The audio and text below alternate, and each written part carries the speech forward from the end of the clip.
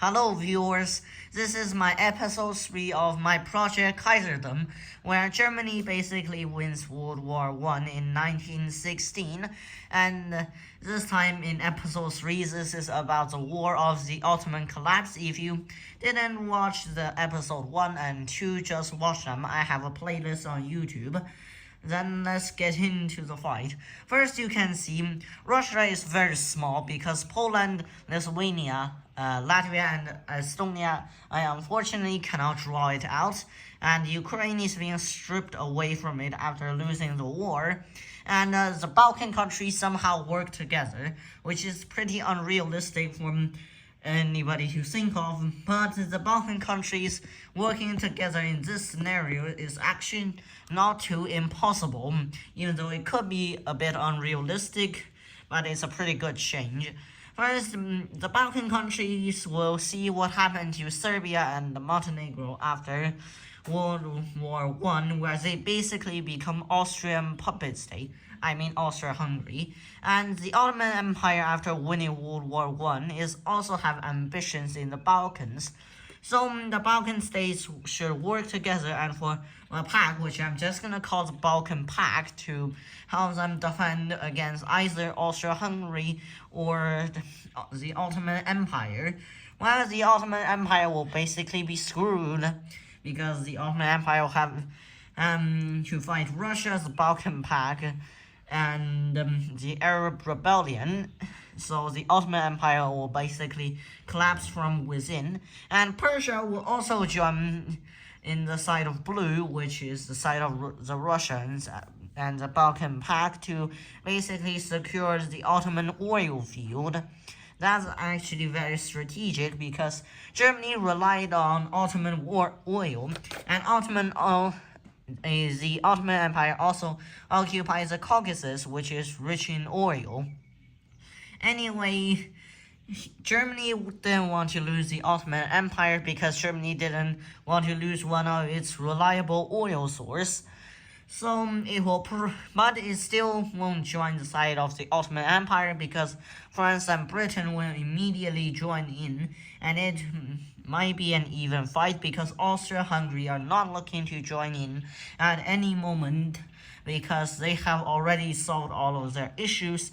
They're still in reform, and it's pretty chaotic in Austria-Hungary to join, and maybe Austria can call Austria-Hungary and Illyria if it reforms successfully. Here, the Ottoman Empire will basically be screwed, so Germany will do a strategic move by supporting Persia to get the Caucasus before Russia, so Persia can sell Germany oil instead. That will be pretty strategic and will be a smart move.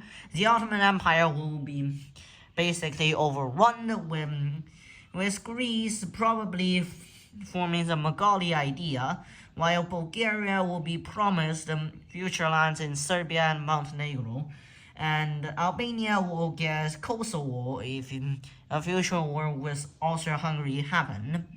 Greece will expand into Constantinople. Russia will get most of the Caucasus, but the most important part of the Caucasus, also known as Azerbaijan, I don't know if I say it correct, it will be contested by Russia and Persia, but I think Persia will eventually get Azerbaijan, so it will basically get the Caucasus oil field.